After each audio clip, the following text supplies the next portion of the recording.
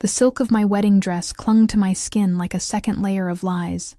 I stood in the bridal suite of the Grand Harbor Hotel, staring at my reflection in the floor-length mirror, barely recognizing the woman who stared back. My hands trembled as I adjusted the veil for the 100th time, the delicate lace scratching against my cheeks. Outside, I could hear the murmur of 300 guests settling into their seats, the string quartet tuning their instruments, the rustle of expensive fabric and whispered gossip. I was 23 years old, and I was about to marry a man I didn't love. Marcus Whitmore, Harvard graduate, investment banker, my parents' golden choice. He had the right pedigree, the right connections, the right bank account. What he didn't have was my heart. What he didn't have was honesty. 3 weeks ago, I'd found the messages on his phone, a trail of infidelity that stretched back months, maybe longer. When I confronted him, he'd laughed. Actually laughed. "Everyone does it, Evelyn," he'd said, straightening his tie in our bathroom mirror. "You'll learn to look the other way. That's what marriages like ours are built on. Marriages like ours, transactions, arrangements, pretty cages with golden bars." My mother had been horrified when I threatened to call it off. "Do you have any idea what this will cost us?" she'd hissed, her perfectly manicured nails digging into my arm. "The deposits alone are $50,000. The humiliation will destroy our family's reputation. You will walk down that aisle, Evelyn Marie Ashford, and you will smile." So here I stood, smiling, dying inside. The door burst open, and my maid of honor, my cousin Rachel, rushed in, her champagne-colored dress swishing around her legs. "5 minutes," she announced, then stopped short when she saw my face. "Evie, are you crying?" I touched my cheek. It came away wet with mascara-stained tears. "I can't do this." "What?" "I can't marry him, Rachel. I can't spend the rest of my life pretending to be happy while he—" My voice cracked. "While he does whatever he wants with whoever he wants." Rachel's expression softened. She crossed the room and took my hands in hers. "Then don't. My mother will never forgive me. Your mother isn't the one who has to sleep next to him every night for the next 50 years. She squeezed my fingers. "Evie, you've always done what everyone else wanted. Your parents chose your college, your major, your career path. Don't let them choose your husband, too." The weight of her words settled over me like a blanket. She was right. God, she was right. "What do I do?" I whispered. Rachel glanced at the door, then back at me. A conspiratorial smile tugged at her lips. "There's a service exit at the end of the hall. It leads to the kitchen loading dock. My car is parked 2 blocks away on 7th Street. She pressed her keys into my palm. "Go. But the guests—" "I'll handle it. I'll tell them you're feeling ill. Food poisoning. Something." She was already unzipping the back of my dress. "But you need to leave now before someone comes looking for you." My heart hammered against my ribs. This was insane. This was social suicide. This was freedom. The dress pooled at my feet in a mountain of ivory silk and broken dreams. Rachel handed me her spare clothes from her overnight bag, a simple black sundress and flat sandals. I changed in 30 seconds, my fingers shaking so badly I could barely tie the straps. Rachel grabbed my veil and tossed it onto the couch, then pulled me toward the door. "Go," she urged. "Run." And I did.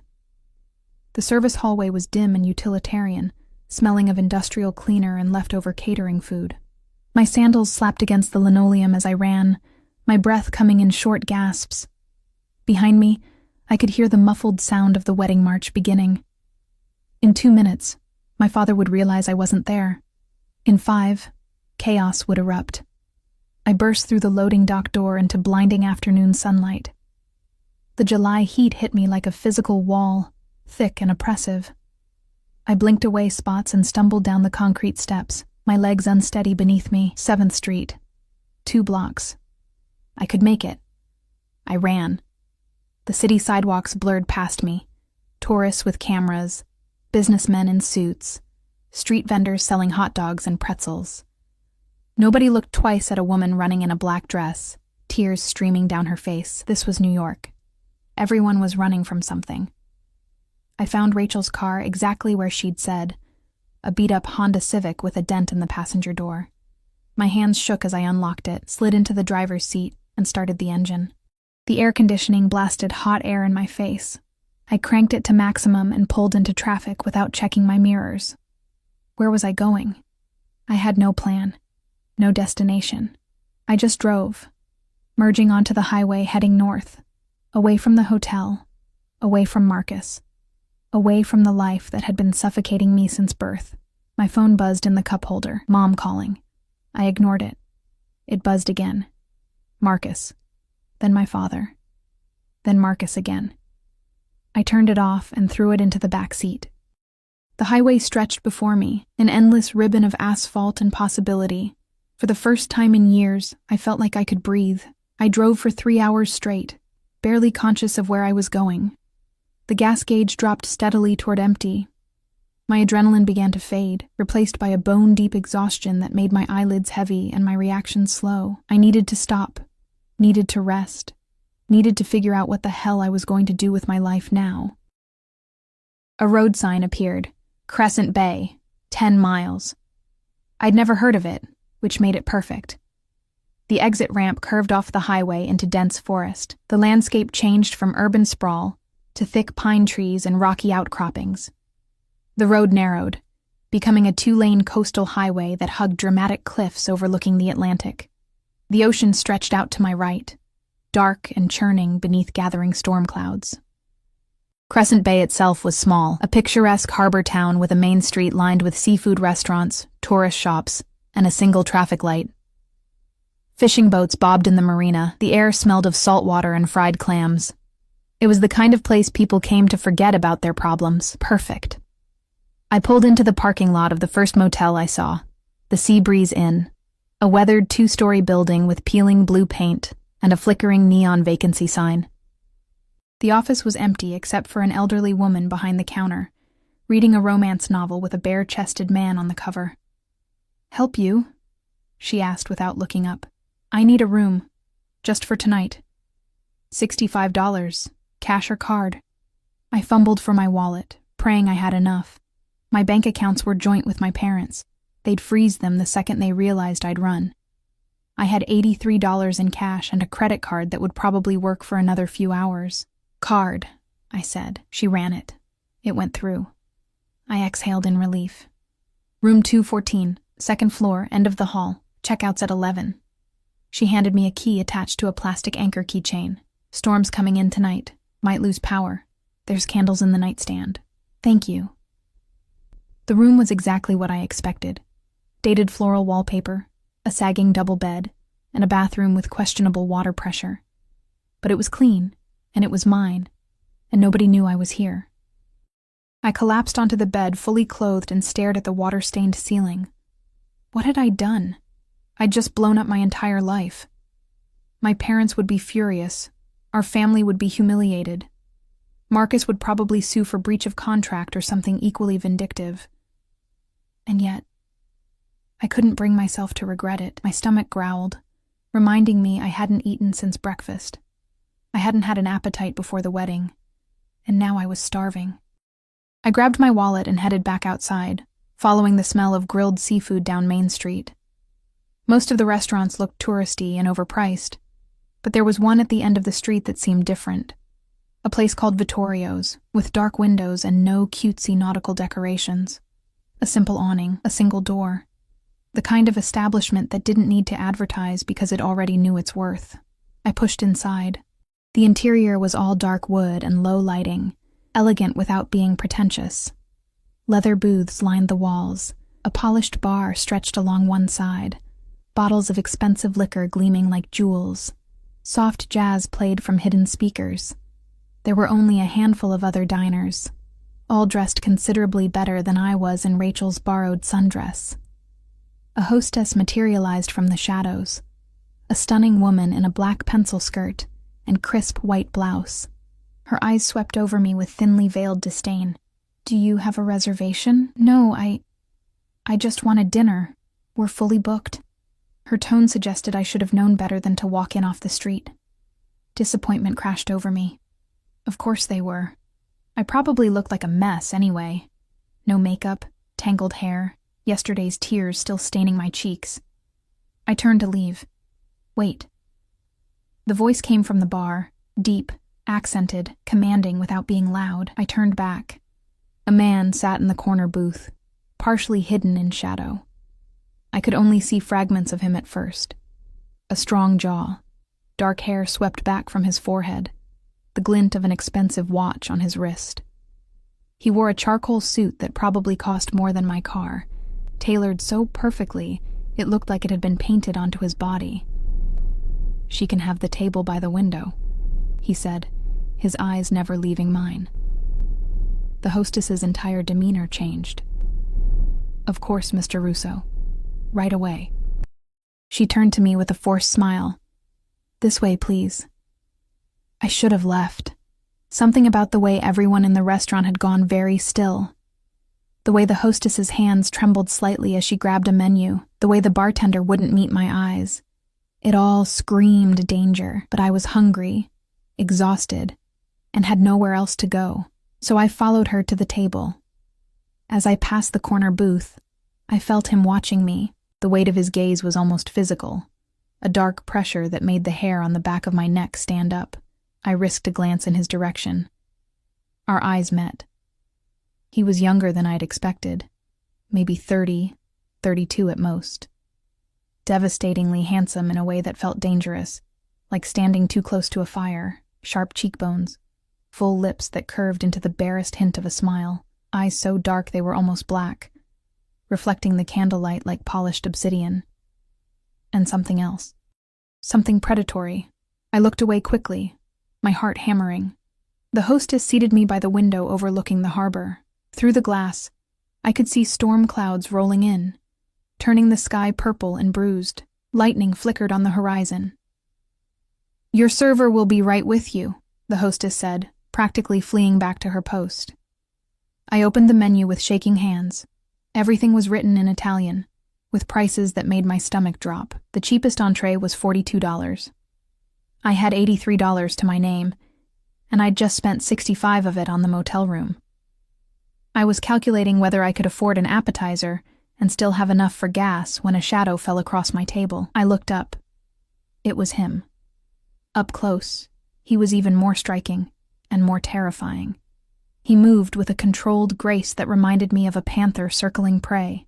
2 men flanked him, both built like brick walls, both wearing dark suits with telltale bulges beneath their jackets. Guns. "You looked lost," he said, his accent coloring the words. Italian. Definitely Italian. "First time at Vittorio's?" "First time in Crescent Bay, actually." My voice came out steadier than I felt. His smile widened fractionally. "Running away from something?" My breath caught. How could he possibly? "Your dress," he continued, gesturing to Rachel's sundress. "It's inside out. The tags are showing. And you keep looking at the door like you expect someone to walk through it." Those dark eyes studied me with unsettling intensity. So, running from an abusive boyfriend? Dangerous ex-husband? Or just a life that didn't fit anymore? I should have lied. Should have made up some innocent story about a spontaneous road trip. Instead, I heard myself say, "A wedding." Interest flickered across his face. "Yours?" "Was supposed to be. And you left." I ran. Silence stretched between us. Outside, thunder rumbled. The first drops of rain spattered against the window. "What's your name?" he asked. "Evelyn. Evie." "Evie." He said it slowly, tasting each syllable. "I'm Dante Russo." He waited, as if the name should mean something to me. When I didn't react, something like amusement crossed his features. "You have no idea who I am." "Should I?" "Most people in this town do." He pulled out the chair across from me and sat without invitation, folding his hands on the table. His bodyguards positioned themselves nearby, eyes constantly scanning the room. "Tell me, Evie, why did you run?" "That's kind of personal. Indulge me." There was something in his voice, a subtle command, that made refusing feel impossible. Or maybe I was just desperate to talk to someone, anyone, who wasn't part of my old life. He was cheating on me, I admitted. Multiple times. And when I confronted him, he acted like it was normal, Expected. Like I should just accept it as part of the arrangement. Dante's jaw tightened almost imperceptibly. Arrangement. Our families. It was more of a merger than a marriage. I laughed bitterly. I was the commodity being traded. And you decided you were worth more than that. The way he said it, not a question, but a statement of fact, made something in my chest tighten. I decided I'd rather be alone than trapped, I corrected. You're not alone now. The words hung in the air between us, heavy with implication I didn't fully understand.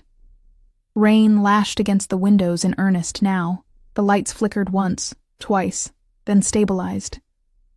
Dante leaned back in his chair, studying me with that same unsettling intensity. Have dinner with me. I can't afford my treat. He raised a hand before I could protest. Consider it a welcome to Crescent Bay. Besides, you look like you haven't eaten in days. He wasn't wrong. And despite every instinct screaming that this man was dangerous, I found myself nodding. What was one dinner? In the morning I'd figure out my next move. Find a job. Start over.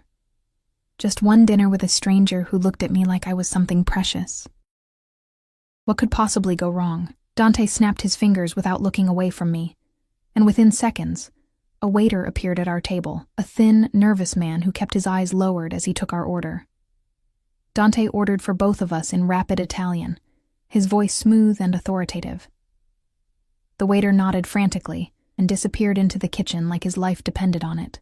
You didn't ask what I wanted, I pointed out, trying to sound annoyed rather than intimidated. You can't read the menu, and Alessandro makes the best ossobuco on the East Coast. Trust me. I don't know you well enough to trust you. His lips curved into something that might have been a smile if it had reached his eyes. Smart girl. The lights flickered again as the storm intensified outside. Rain hammered against the windows in sheets, turning the view of the harbor into a watercolor blur. Thunder cracked so loudly I jumped. Dante didn't even flinch. So, I said, desperate to fill the silence that felt too heavy, too charged. What do you do? For work, I mean. Import-export. That's vague. It's intentional. He leaned forward, elbows on the table. What about you? What did you do before you ran away from your wedding? Art history degree that I never used. My father got me a position at his investment firm doing... Honestly, I'm not even sure. Filing? Looking decorative at client dinners? Being groomed for the perfect corporate wife role? You don't strike me as someone who enjoys being decorative. I don't enjoy being anything my parents decided I should be. The words came out more bitter than I'd intended. Sorry. You probably don't want to hear about my family drama. On the contrary, Dante's gaze never wavered. I find you fascinating. The way he said it made heat creep up my neck. There was something in his eyes, a dark hunger that should have terrified me. Maybe it did. Maybe that's why my pulse was racing. The waiter returned with wine, a bottle that probably cost more than my monthly rent back in New York. Dante poured for both of us with steady hands. I took a sip. It tasted like velvet and cherries and money. This is too expensive, I protested weakly. I own the restaurant. Of course he did. Along with half the town, added one of his bodyguards, the taller one with a scar through his left eyebrow. He'd positioned himself near the door, hand resting casually near his jacket. The other guard watched the kitchen entrance with the same vigilant intensity. Dante shot him a look that could have cut glass. The man went silent. You own half the town? I repeated. What are you, the mayor? The bodyguards exchanged glances. Dante's expression remained neutral, but something dangerous flickered behind his eyes. Something like that. A chill ran down my spine despite the warmth of the wine in my stomach. The way everyone in the restaurant avoided looking at our table. The way the hostess had trembled, the guns under their jackets. Import-export. Owns half the town. I wasn't an idiot. I'd grown up in New York. I knew what those things meant when they were packaged together. You're with the mob, I said quietly. Dante tilted his head, studying me. Does that frighten you? It should. But it doesn't. He was right, and I didn't understand why. Maybe because I'd just escaped one kind of cage, and the danger Dante represented felt honest in a way my old life never had. Marcus had hidden his cruelty behind expensive suits and charity galas. Dante wore his darkness on his sleeve, made no apologies for what he was. "What would frighten me," I said carefully, "is if you expected something in return for dinner. The only thing I expect is your company for the next hour. After that, you're free to leave." He paused. "Unless you choose to stay." "Why would I stay?" "Because you have nowhere else to go. No money, no plan." His voice was gentle but ruthless in its honesty. "And because you're tired of running." The food arrived then. Steaming plates of braised veal so tender it fell apart under my fork. Saffron risotto that melted on my tongue. Vegetables roasted in herbs I couldn't name. It was the best meal I'd ever eaten, and I hated that it was being provided by a man who probably had people killed before breakfast. We ate in silence for a while. The storm raged outside, shaking the windows. The power flickered intermittently but never fully died. "How did you end up here?" I asked eventually. "In Crescent Bay, I mean. You don't exactly seem like a small-town kind of person." "My father was from here, built his empire from nothing." Dante's jaw tightened. "When he died, I inherited everything, including the responsibility of protecting what's mine." Protecting or controlling? Sometimes they're the same thing. I set down my fork. "That's a terrifying philosophy, perhaps." He leaned back, wine glass balanced in his fingers. "But it keeps the people I care about safe. Loyalty is everything in my world, Evie. Betrayal is unforgivable." The way he said that last word sent ice through my veins. I thought of Marcus, of the messages on his phone, of his casual dismissal of fidelity. "My fiancé betrayed me," I heard myself say, "multiple times, and everyone expected me to just accept it. Smile and play the dutiful wife while he—" My voice cracked. Dante's expression darkened. "What's his name? Why?" "Just curious. Marcus Whitmore. Lives in Manhattan." Banker. I laughed humorlessly, though I'm sure by now he's told everyone I'm the one who ruined everything. Probably playing the victim, making it seem like I'm unstable or hysterical. Men like that always do. Dante's voice had gone cold. They gaslight, manipulate, make you question your own reality, make you think you're the problem when they're the ones incapable of basic human decency. The venom in his tone surprised me. "You sound like you've dealt with men like that before." "I've dealt with worse." He finished his wine and poured more. "In my line of work, you learn quickly who deserves loyalty and who deserves a bullet." I should have been horrified, should have stood up and walked out, but something in his words resonated with the anger I'd been swallowing for months. The fury at Marcus's betrayal, the rage at my parents' manipulation, the resentment at a life spent being controlled. "That's a dangerous way to think," I said softly. But, honest, he had me there. Thunder shook the building. The lights went out completely this time, plunging the restaurant into darkness. Emergency lighting kicked in after a moment. Dim amber bulbs that cast everything in sepia tones and deep shadows. "Storm must have taken out a transformer," said the scarred bodyguard. "Might be out for hours." Dante stood in one fluid motion. "I'll drive you back to wherever you're staying." "I'm at the Seabreeze Inn. It's only a few blocks. I can walk."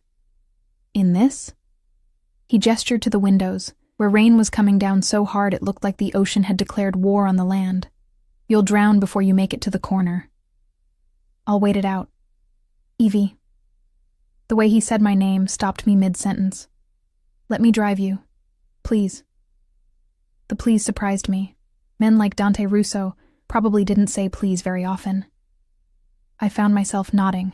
His car was parked right outside. A black Escalade with windows tinted so dark they were probably illegal. The scarred bodyguard held an umbrella over us as we ran for the vehicle. But the wind was so vicious that we were both soaked within seconds. Dante opened the back door for me, and I slid into leather seats that smelled of expensive cologne and danger. The interior was immaculate. No trash, no personal items, nothing to indicate who owned it, except for the faint scent of gun oil and the way the dashboard had more buttons than a commercial airplane. The other bodyguard took the driver's seat, while Scarface climbed into the passenger side. Dante settled in beside me, water dripping from his hair onto his collar. Even soaked, he was devastating.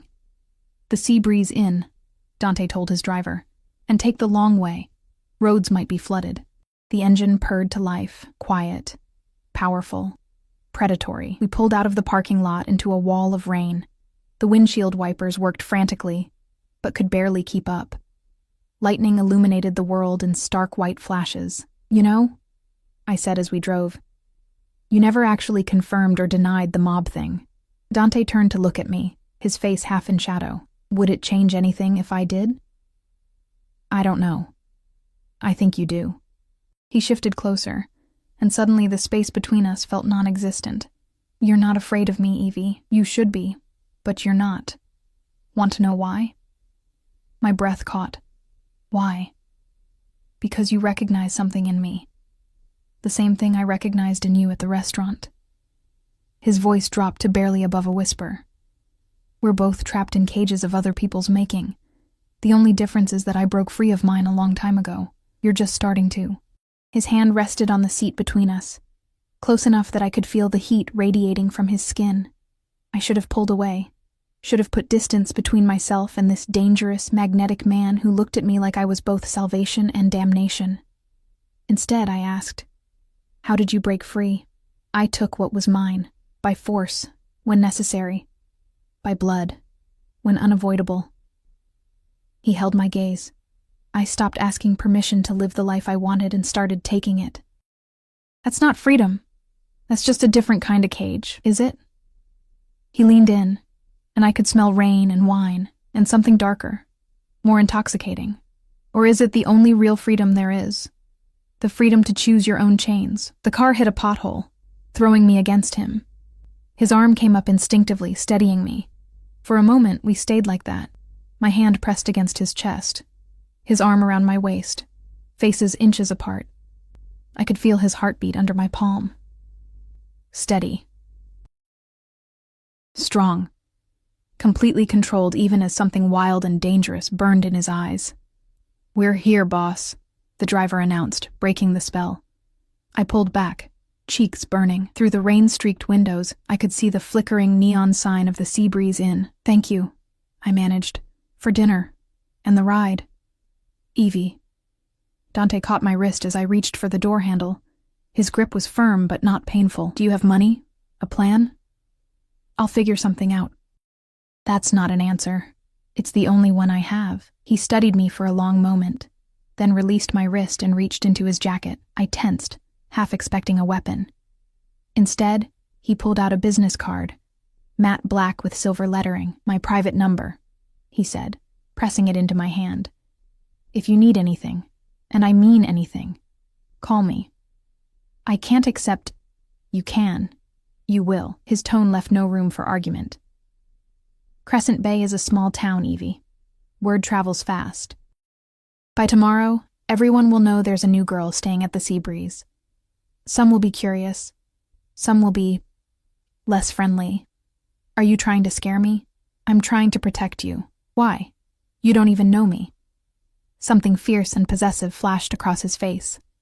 "I know enough." Before I could respond, he leaned forward and opened my door. Rain and wind howled into the car. "Go, before the storm gets worse." I stepped out into the deluge, the business card clutched in my fist. As I ran for the motel entrance, I glanced back. Dante was watching me through the window, his expression unreadable in the darkness. The Escalade didn't pull away until I was safely inside. My room was dark, the power still out. I fumbled for the candles the motel owner had mentioned, found them in the nightstand drawer, and lit 3 with shaking hands. Flickering light pushed back the shadows. I collapsed onto the bed, still dripping wet, and stared at Dante's business card. Just a name. Just a number. Nothing else. I should throw it away.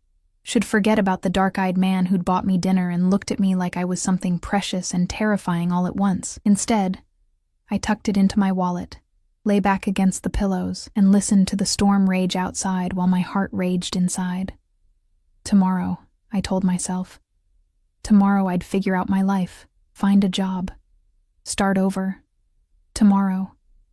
But tonight, I'd dream of shadows and danger, and a man whose darkness called to something broken inside me.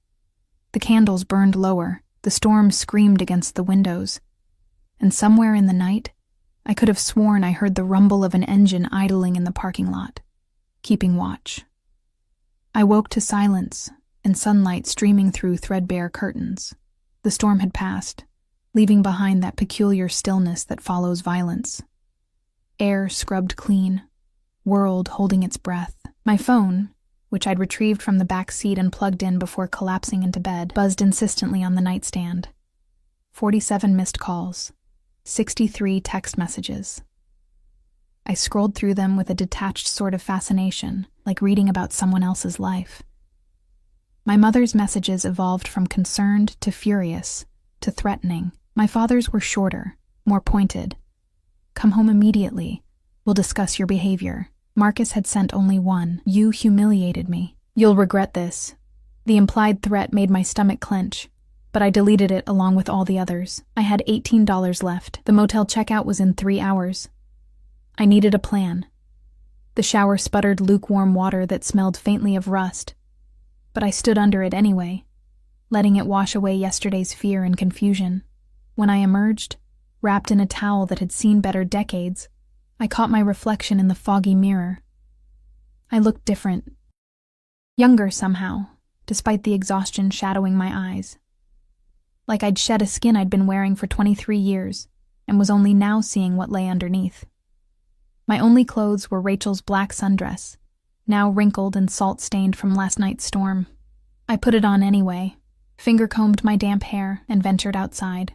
Crescent Bay looked different in daylight, less mysterious, more worn around the edges. The storm had left debris scattered across the streets, broken tree branches, overturned trash cans, a child's bicycle lying in a puddle. Shop owners were sweeping water from their doorways, assessing damage. The harbor was calm now, fishing boats swaying gently at their moorings. I walked toward Main Street, hoping to find a help wanted sign somewhere, anywhere. The local diner had a faded notice in the window. Waitress needed. Apply within. It wasn't much, but it was something. The interior smelled of coffee and bacon grease. A handful of locals occupied the booths, their conversations dying the moment I walked in. Eyes tracked me as I approached the counter where a hard-looking woman with dyed red hair was wiping down the formica. "Help you?" she asked, her tone suggesting I was already an inconvenience. "I saw your sign. About the waitress position." She looked me up and down with unconcealed skepticism. "You got experience?" "Some." A lie. I'd never worked a day of real labor in my life. "I'm a fast learner." "Where are you from?" "New York." "What brings you to Crescent Bay?" "Fresh start." She snorted. "Yeah, that's what they all say." But she pulled out an application from under the counter and slapped it down in front of me. "Fill this out. We'll call you if we're interested." I took it to an empty booth, borrowed a pen from a fisherman at the next table, and began writing. Name, previous employment, references. Each blank felt like an indictment of how unprepared I was for real life. I'd never had to apply for anything. Positions had always been handed to me, carefully curated by my parents. I was halfway through when the bell above the door chimed. The diner went quiet. I looked up. Dante Russo stood in the doorway, flanked by his 2 bodyguards. He wore a different suit today, charcoal gray, almost black, perfectly tailored to his frame. His dark hair was slicked back, still damp from a shower. Those obsidian eyes scanned the room with predatory efficiency before landing on me. Something hot and terrifying coiled in my chest. He crossed the diner in long strides, his men positioning themselves strategically near the exits. The other customers suddenly found their plates fascinating. The red-haired woman behind the counter paled. "Mr. Russo," she stammered. "Didn't expect to see you this morning. Can I get you coffee, black?" He slid into the booth across from me without invitation. "And whatever she's having." "I haven't ordered yet," I said, proud that my voice didn't shake. "Then order." It felt less like a suggestion and more like a command. I glanced at the menu scrawled on a chalkboard above the counter. Scrambled eggs, toast, coffee. The woman scurried away like her life depended on it. "You're following me," I said once we were alone, or as alone as we could be with 2 armed bodyguards and a dozen eavesdropping locals. Crescent Bay is a small town. There's only one diner. Dante leaned back, arm stretched across the back of the booth. "Though I did hear you were asking about employment. How could you possibly—" I stopped. "You have people watching me. I have people watching everyone. That's not comforting. It's not meant to be comforting. It's meant to keep you safe. I don't need your protection." His eyes darkened. "You have $18 to your name, no job, and an ex-fiancé who sent you a threatening text message at 6:43 this morning. Yes, Evie, you need protection." Ice flooded my veins. "You hacked my phone? I made sure you were safe. That's the same thing." "No," he said quietly, dangerously. "It's not. Safety and privacy are luxuries people in your situation can't afford." He leaned forward, elbows on the table. "Your ex-fiancé has already hired a private investigator. Your parents have frozen your bank accounts, and your mother called the police to report you as a missing person, though they told her you're an adult who left of your own free will." My hands were shaking. I pressed them flat against the table to hide it. "How do you know all this?" "Because I made it my business to know." His gaze held mine, relentless. "Did you really think you could run away from a life like yours without consequences? People like your family don't just let their investments disappear. I'm not an investment. I'm a person. To them, you're both." The truth of it hit me like a physical blow. He was right. God help me. He was right. The waitress returned with our food, setting it down with trembling hands before fleeing back to the safety of the counter. The coffee was bitter and burnt, but I drank it anyway, needing something to do with my hands. "What do you want from me?" I asked finally. Dante cut into his eggs with precise movements. "I want to offer you a job." "Doing what?"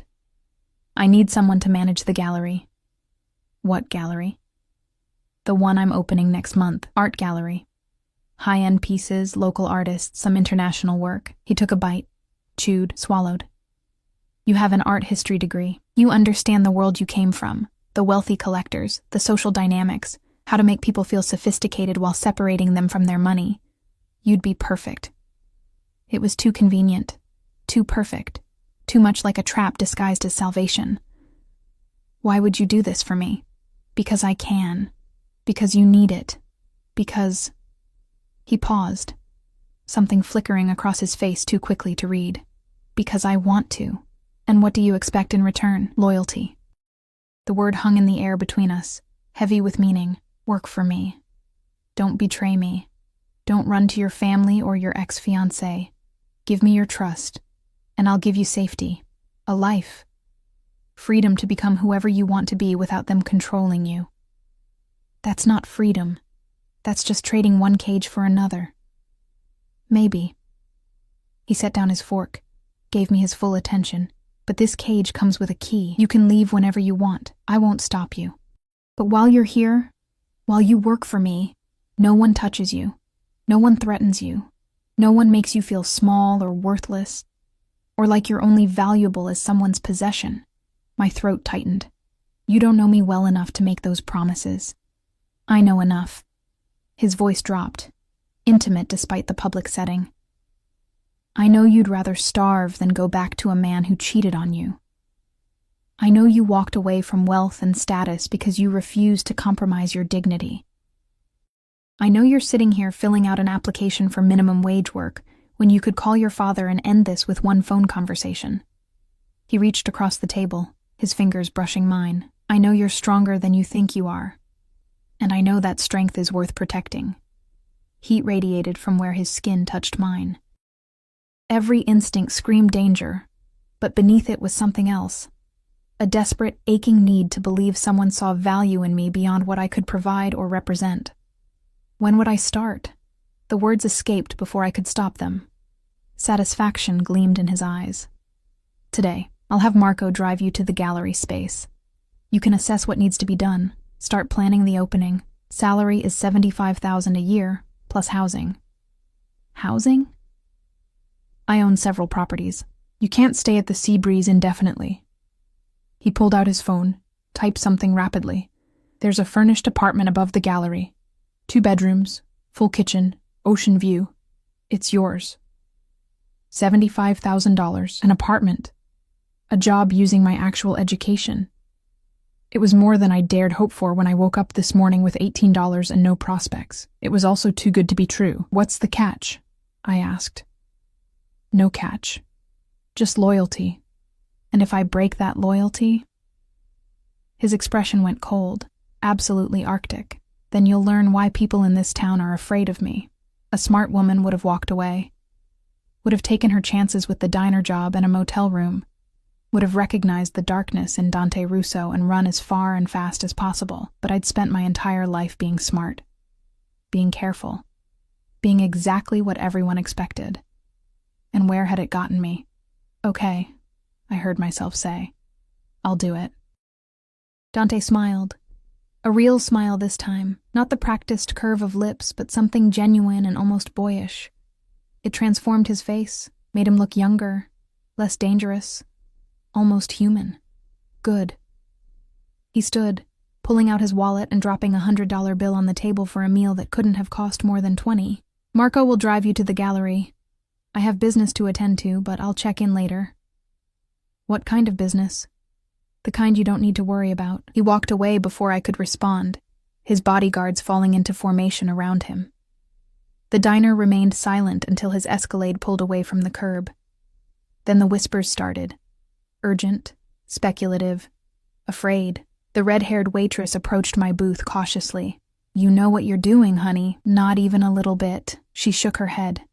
Dante Russo is dangerous. People who get close to him tend to either end up very rich or very dead. Sometimes both. Which were you hoping for when you served him coffee? She flinched. Fair point. She picked up the $100 bill, studied it like it might bite her. But you seem like a nice girl. Naive, but nice. So let me give you some free advice. Don't fall in love with him. Men like Dante Russo don't love. They possess, they consume. And when they're done with you, there's nothing left. She walked away before I could tell her I had no intention of falling in love with anyone, much less a mob boss who'd invaded my privacy and bought my loyalty like he bought everything else.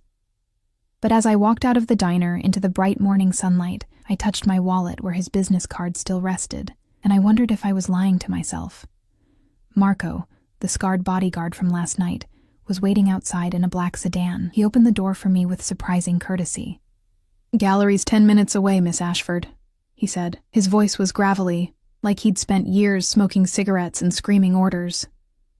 Boss says to give you the full tour, answer any questions you got. Is this what you do? Drive people around? Among other things. His eyes met mine in the rearview mirror.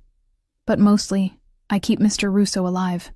And now, I keep you alive too. Why would I need keeping alive? Because you matter to him. And anything that matters to Dante Russo automatically has a target on its back. The casual way he said it made my blood run cold. We drove through Crescent Bay's winding streets, past the harbor, and up into the hills where the houses got bigger and the views more spectacular. The gallery occupied a converted Victorian mansion overlooking the ocean. 3 stories of pristine white clapboard with wraparound porches and enormous windows. It was stunning. Boss bought it 6 months ago, Marco explained as he unlocked the front door. Had it completely renovated. Original hardwood floors, climate control for the art, security system that could protect Fort Knox. Your apartment's on the 3rd floor. Want to see it first?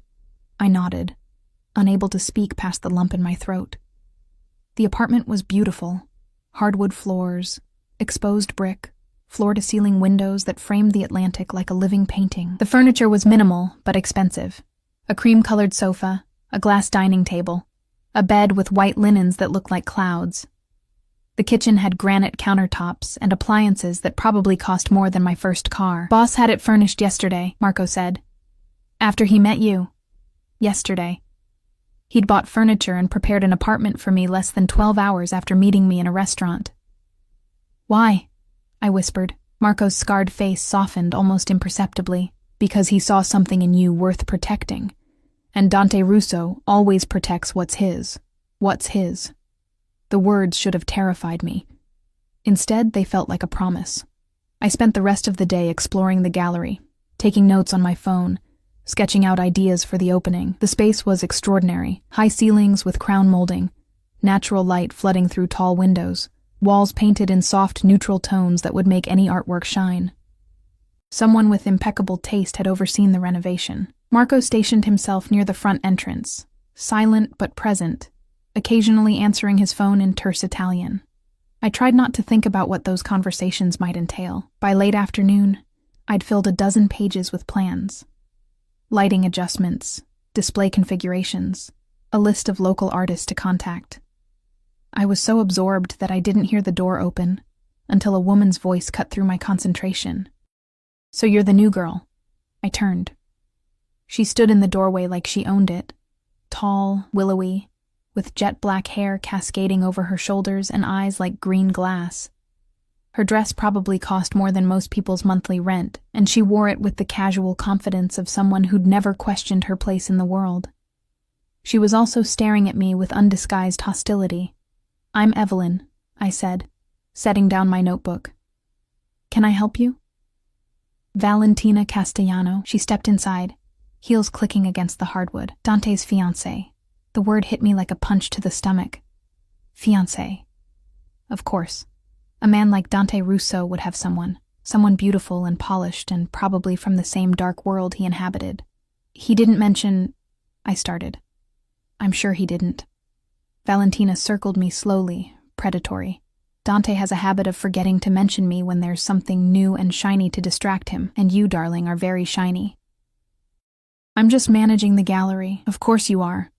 Her smile was all teeth, just like the last girl was just his personal assistant, and the one before that was just helping with his legitimate business ventures. She stopped directly in front of me, close enough that I could smell her perfume. Expensive, cloying, suffocating. "Let me make something very clear, Evelyn. Dante belongs to me. We've been together for 5 years.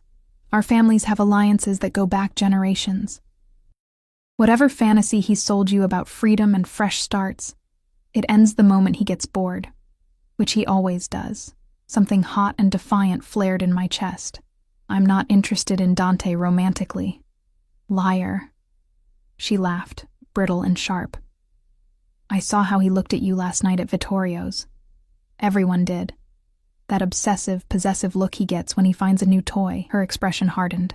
"But here's what you don't understand about men like Dante Russo. They don't see people as people. They see acquisitions, possessions. Things to own and control and discard when the novelty wears off." "Sounds like you're speaking from experience." Her hand moved so fast I barely registered it before her palm connected with my cheek. The slap echoed through the empty gallery like a gunshot. Pain bloomed across my face, hot and stinging. Marco was there in an instant, gun drawn, body positioned between Valentina and me. "Step back, Miss Castellano, or what?" She sneered at him. "You'll shoot me? Dante's future wife? I'd love to see how that conversation goes." "Step back." Marco's voice was arctic. Valentina held up her hands in mock surrender, but her eyes never left mine. "This isn't over, sweetheart. Enjoy your gallery and your little apartment and whatever illusions Dante's given you. But remember, when he's done playing savior, you'll be back to having nothing, and I'll still be here." She swept out as dramatically as she'd entered, leaving silence and the taste of blood in her mouth where I'd bitten my lip. "You okay?" Marco asked, holstering his weapon. I touched my burning cheek. "She's really his fiancée?" Marco's expression grew carefully neutral. "It's complicated. That's not an answer. It's the only one I can give you." Before I could press him further, his phone buzzed. He answered it, listened, then turned to me. "Boss wants to see you. Now." "Where?" "His house." We drove for 20 minutes into the hills beyond town, where the houses gave way to estates hidden behind iron gates and tall hedges. Marco pulled up to a security gate, spoke briefly into an intercom, and the bars swung open to reveal a long driveway lined with cypress trees. Dante's house sat at the end, like something from a movie, modern architecture of glass and steel and sharp angles, perched on a cliff overlooking the ocean. It was beautiful and cold, and somehow perfectly him. Marco led me through the front entrance into a foyer with marble floors and a chandelier that probably cost more than my parents' house. Everything was precise, expensive, devoid of personal touches. It felt more like a museum than a home. "He's in his office, third door on the left." Marco nodded down a hallway, then positioned himself by the front door. I walked down the corridor on shaking legs, past abstract art and empty rooms, until I reached the indicated door. It was slightly ajar. Through the gap, I could hear Dante's voice, speaking rapid Italian into a phone. He sounded angry. I knocked softly. "Come in." He stood behind a massive desk, still holding his phone but not speaking into it anymore. He'd removed his suit jacket and rolled up his sleeves, revealing forearms corded with muscle and scattered with scars. His tie was loosened, top button undone. He looked dangerous and domestic all at once. Then his eyes landed on my face, and everything changed. "Who touched you?" His voice was deadly quiet. I'd forgotten about the mark Valentina's slap must have left. My hand went automatically to my cheek. "It's nothing." "Who touched you?" Not a question. A demand. "Your fiancé." Something terrifying flickered across his expression. A darkness so absolute it made my breath catch. He set down his phone with deliberate care, walked around the desk, and stopped inches from me. "Let me see." It wasn't a request. I tilted my face up. His fingers brushed my cheek with surprising gentleness, tracing the edges of the swelling. Heat radiated from his touch, making my pulse race. "Valentina did this," he said flatly. "She said—" I swallowed hard. "She said she's your fiancé, that you've been together for 5 years, that I'm just another in a long line of distractions." "And you believed her. Should I?" Dante's jaw clenched. He turned away, bracing his hands on the desk. For a long moment he said nothing, just stood there radiating barely controlled fury. "Valentina Castellano is the daughter of my father's oldest ally," he said finally. "When I was 18 and stupid, our families arranged an engagement. A strategic alliance to strengthen ties between our organizations." He turned back to face me. "I called it off 3 years ago." "She seems to think you're still engaged." "Valentina thinks a lot of things that aren't true, including that she has any claim on me whatsoever." His eyes bored into mine. "I am not engaged. I am not in a relationship. And I sure as hell am not going to let her put her hands on you again." The possessiveness in his voice should have scared me. Instead, it sent heat pooling low in my stomach. "What are you going to do?" I asked. "Handle it." He pulled out his phone, typed something rapidly. "Marco will take you back to your apartment. Don't go anywhere alone for the next few days. I'm assigning someone to watch your place." "That's not necessary. Evie." He crossed the distance between us in 2 strides, cupping my uninjured cheek. "Valentina is dangerous. She has resources, connections, and a vindictive streak a mile wide. She will hurt you to get to me, and I will not allow that." "Why do you care so much?" The question hung between us. His thumb traced my jawline, and I watched something shift behind his eyes. Desire warring with control, possession fighting rationality. "Because you're mine to protect now," he said simply.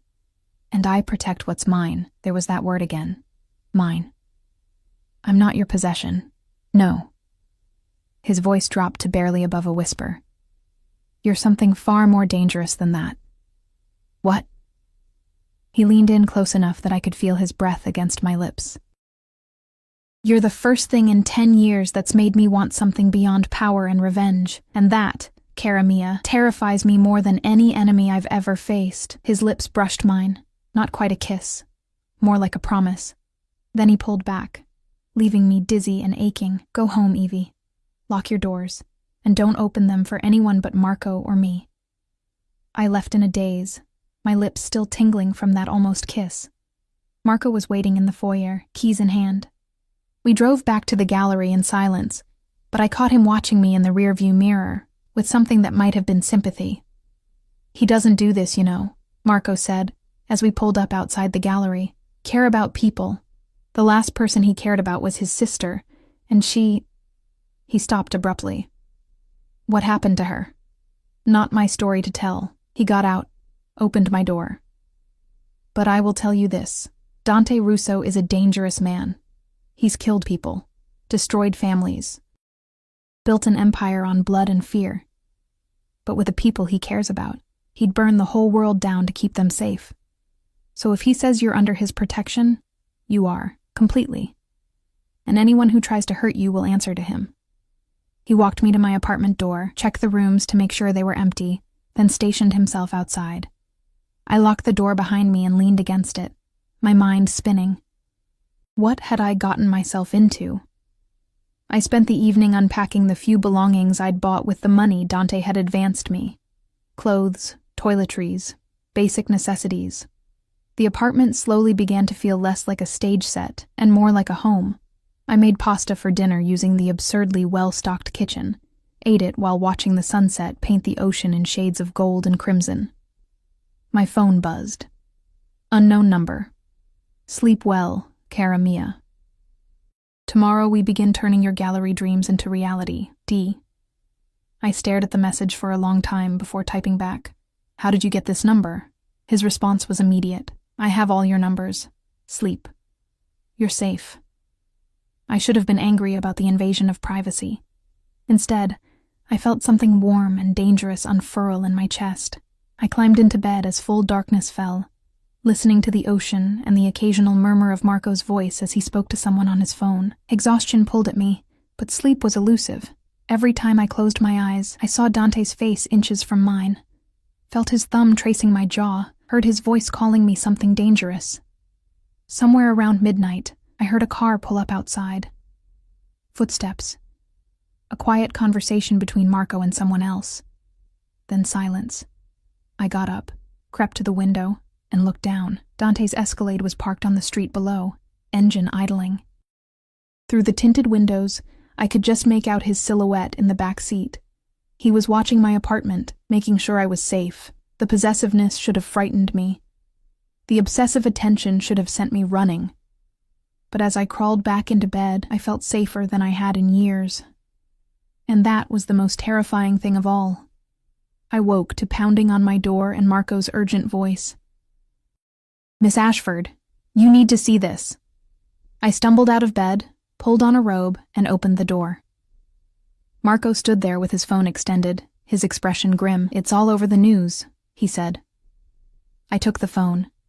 The screen showed a news article from a major New York outlet. Investment banker Marcus Whitmore arrested in fraud scheme. My hands shook as I read. Marcus had been taken into custody early this morning on charges of embezzlement, securities fraud, and money laundering. The article detailed a sophisticated scheme involving offshore accounts and falsified documents. Federal investigators had been building a case for months. The arraignment was set for this afternoon. How? I started. But then I knew. Dante. Marco's expression confirmed it. Boss has resources everywhere. When you told him what your ex did to you, he made some calls. Turned out Mr. Whitmore had been sloppy with more than just his personal life. Did Dante plant evidence? Didn't need to. Your ex was already guilty. Boss just made sure the right people found the proof. I sat down heavily on the couch, the phone still in my hand. Marcus was going to prison. My parents would be implicated in the scandal. They'd invested heavily in his firm. The family reputation they'd valued above my happiness was about to be destroyed, and Dante had done it in less than 24 hours. He did this for me, I whispered. He did this because someone hurt you, and Dante Russo doesn't let that go unpunished. Marco took his phone back. Boss wants to know if you're okay. I thought about Marcus in handcuffs, about my mother's face when she learned what had happened, about my father's carefully constructed world crumbling around him. I thought about Valentina's slap, and Dante's cold fury, and the way he'd called me something dangerous. Tell him, I said slowly, that I'm more than okay. Marco smiled, a rare, genuine expression. He'll be pleased to hear that. As he left, I walked to the window and looked out at the ocean. The morning sun turned the water into liquid gold. Seabirds wheeled overhead. The world looked new, scrubbed clean by yesterday's storm. And somewhere in this beautiful, dangerous town, a man who barely knew me had just destroyed my enemies without being asked. I touched my lips, remembering that almost kiss. Maybe the cage Dante offered wasn't a cage at all. Maybe it was a kingdom, and maybe I was ready to be his queen. 3 weeks passed in a blur of gallery preparations, stolen glances, and a tension that built like a storm gathering strength over the ocean. Dante visited the gallery every day, sometimes in the morning, sometimes late at night after whatever dark business kept him occupied. He never stayed long, but his presence filled the space like smoke, impossible to ignore even after he left. We didn't talk about the almost kiss. We didn't talk about Marcus's arrest or my parents' subsequent financial collapse, or the way Dante's eyes followed me whenever he thought I wasn't looking. We talked about art and lighting, and which wines to serve at the opening. We talked about everything except what was happening between us. Valentina hadn't approached me again, but I saw her sometimes, at Vittorio's, at the harbor, always watching with those cold green eyes. Marco assured me she'd been handled, whatever that meant. I didn't ask for details. The gallery opening was set for Friday night. I'd worked 18-hour days curating pieces from local artists, arranging lighting, coordinating catering. The space had transformed from an empty shell into something magical. Paintings glowing under carefully positioned spotlights, sculptures casting dramatic shadows, everything positioned to create a journey through the space. It was my vision made real. My creation. And I was terrified. Thursday afternoon, I was adjusting the placement of a bronze sculpture when Dante appeared beside me, silent as always. I'd stopped jumping at his sudden arrivals, though my heart still raced whenever he was near. "You've done extraordinary work," he said, studying the gallery with genuine appreciation. "This is better than I imagined. You had pretty low expectations then." I had very high expectations. He turned those dark eyes on me. "You exceeded them." The praise shouldn't have meant so much. But coming from him, a man who controlled an empire, who commanded absolute loyalty, who probably didn't give compliments unless they were earned, it made my chest tight with something I didn't want to examine too closely. "Thank you," I managed.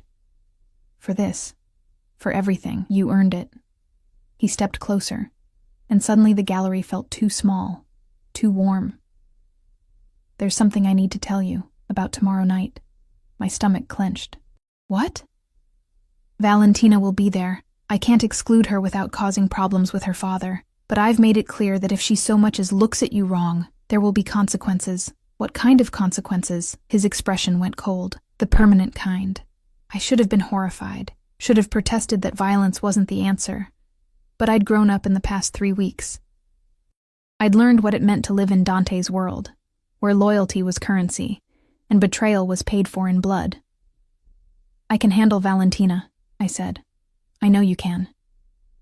His hand came up, tucking a strand of hair behind my ear. The gesture was intimate, possessive. "But you shouldn't have to. You should be able to enjoy tomorrow night without worrying about vindictive exes." Speaking of exes, I heard Marcus took a plea deal, 20 years. 23, with no possibility of parole for 15. Dante's voice held satisfaction. "He'll have plenty of time to think about how he treated you." "My parents think I had something to do with it. My mother called yesterday. Said I'd destroyed the family." "What did you tell her?" "That she destroyed the family the moment she tried to sell me to a criminal." I looked up at him. Then I hung up. First time I've ever done that. Pride flickered across his face. How did it feel? Terrifying. Liberating. Like jumping off a cliff and discovering I could fly. "You can." His thumb traced my jawline, the same gesture from weeks ago that still made my breath catch. "You can do anything, Evie. You're stronger than you know." The moment stretched between us, charged with 3 weeks of unresolved tension. His hand cupped my face, and I leaned into it without thinking. His eyes darkened, pupils dilating. "Dante," I started. "Boss." Marco's voice cut through the moment like a knife. He stood in the doorway, phone in hand, expression urgent. "We have a problem." Dante's hand dropped. His entire demeanor shifted from intimate to lethal in a heartbeat. "What kind of problem?" "The Castellano kind. Her father wants a meeting. Tonight. Says it's urgent." A muscle in Dante's jaw ticked. "Tell him I'll be there in an hour." He turned back to me. "I have to go. But tomorrow night, we need to talk." "About what?" "About this." He gestured between us. "About what happens next." He left before I could respond. Marco and his other guards falling into formation around him. The gallery felt cavernous without him, empty despite the art covering every wall.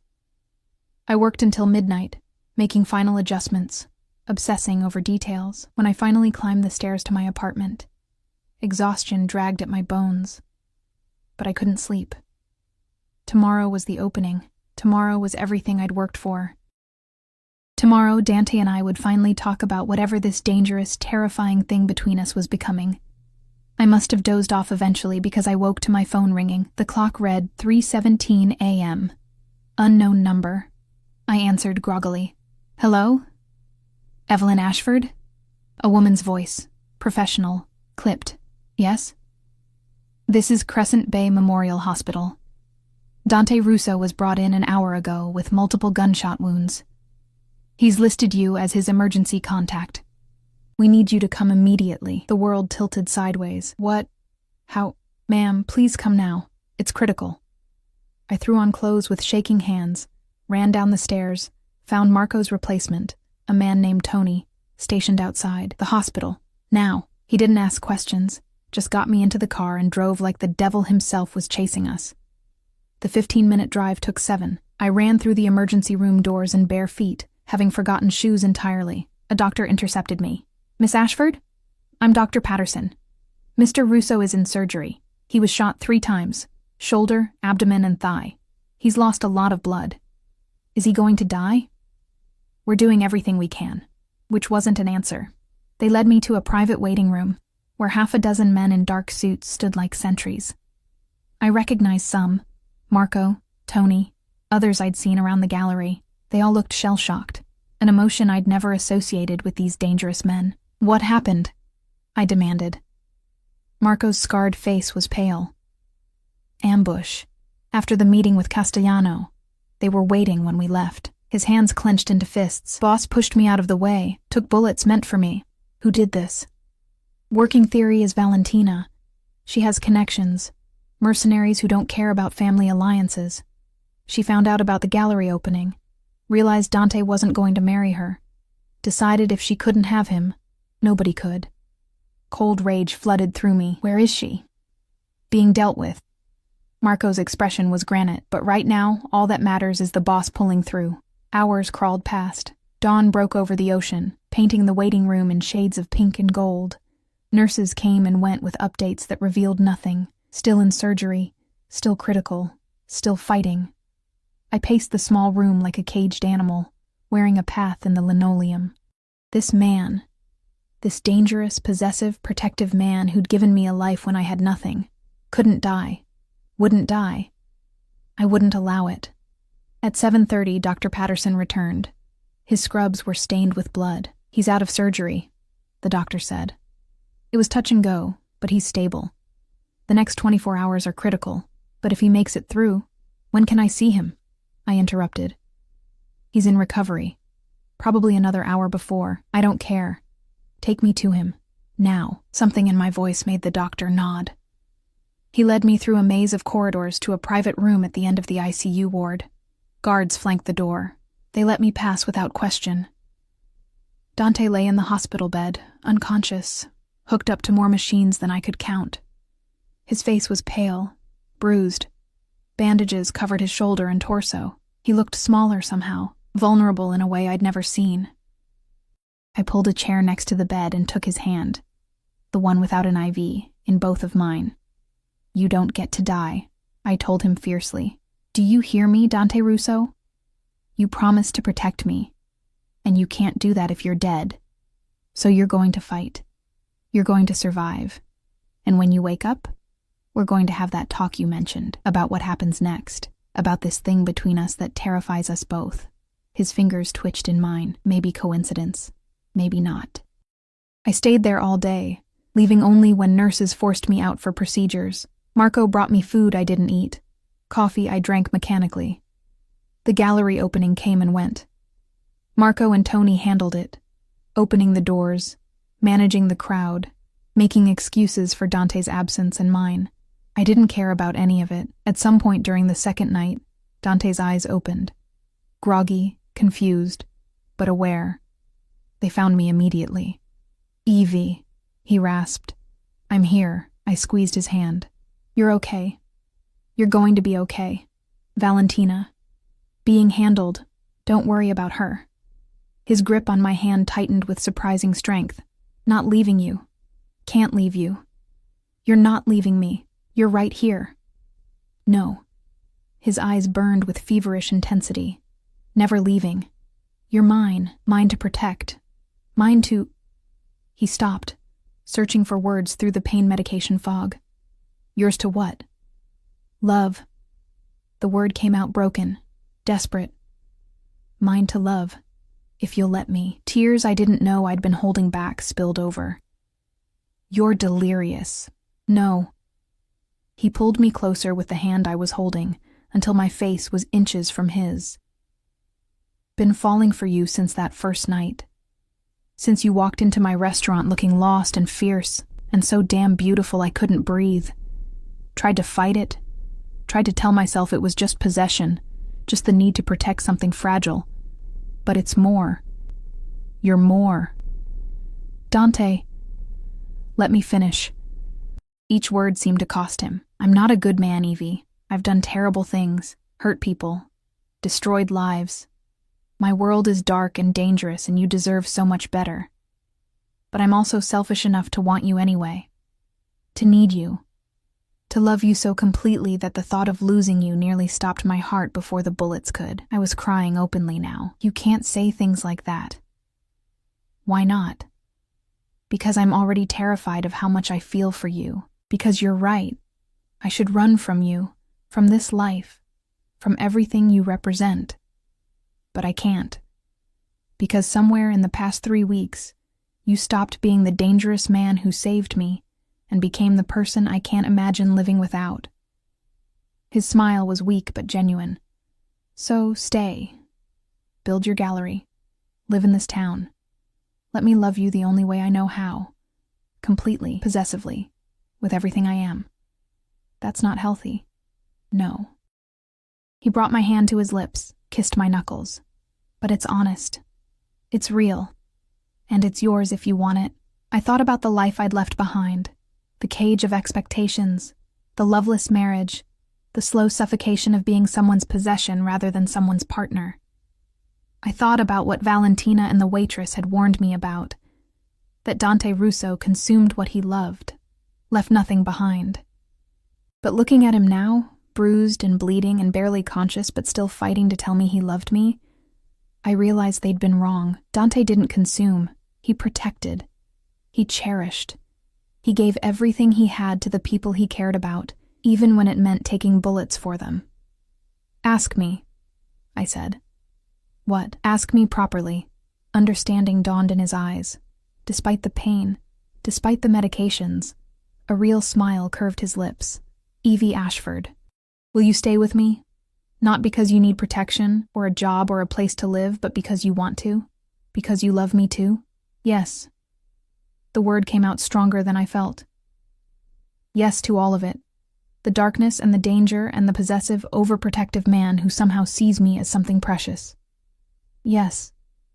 He pulled me down. Or maybe I leaned in, and our lips met. Not an almost kiss this time, but the real thing. Soft and desperate and tasting of blood and promises, and a future neither of us had planned, but both of us wanted. When we broke apart, his eyes were already drifting shut again. Love you, cara mia, he murmured. My dangerous, beautiful girl, love you too, I whispered back. My impossible, terrifying man. He slipped back into sleep, but this time his expression was peaceful. I settled back into the chair, his hand still in mine, and watched the sunrise paint the walls gold. 6 weeks later, I stood in the gallery at the rescheduled grand opening. The space glowed with soft light, filled with well-dressed patrons admiring art and sipping champagne. It was everything I'd dreamed of, and more. Dante stood beside me, his arm around my waist, possessive, protective, perfect. He'd recovered faster than the doctors predicted, driven by sheer stubbornness and the need to be back at my side. The scars would fade eventually, but I secretly loved them. Proof that he'd survived. Proof that we'd both survived. Valentina Castellano had disappeared. Marco wouldn't tell me what happened, and I'd learned not to ask. Some things in Dante's world were better left unknown. My parents had tried to contact me a few times, but their messages went unanswered. I'd mourned that relationship, then let it go. Some cages you had to leave behind completely to be truly free. Happy? Dante murmured in my ear. I looked around the gallery, my gallery, filled with life and art and possibility. Then I looked at him, this dangerous man who'd given me everything, including his heart. Terrified, I admitted, and happier than I've ever been. Good. He pressed a kiss to my temple. Terror means you're alive, and happy means you're exactly where you're supposed to be. A guest approached wanting to discuss one of the paintings, and I excused myself with a squeeze of Dante's hand. As I explained the artist's technique and vision, I caught him watching me with that intense, possessive gaze that still made my pulse race. Some people might call what we had toxic, unhealthy, a darkness masquerading as love, but they didn't understand. They didn't know what it was like to be truly seen by someone, to be protected so fiercely that they'd take bullets for you, to be loved so completely that the word mine stopped being possession and became devotion. I'd run from one cage and found another. But this one had a key I held myself. This one was built on honesty rather than lies, passion rather than duty, choice rather than obligation. This cage was freedom, and I'd never felt more alive. The gallery hummed with conversation and laughter. Outside, the ocean crashed against the cliffs in eternal rhythm. And in this perfect moment, with art surrounding me and love supporting me, and a future stretching bright before me, I finally understood what it meant to be home. Not a place, not a house, not a town, but a person. And that person was watching me from across the room with eyes like midnight and a smile that promised forever. I smiled back. And in that smile was every answer to every question we'd never needed to ask. We'd both been running from cages, but we'd found each other instead. And that made all the difference.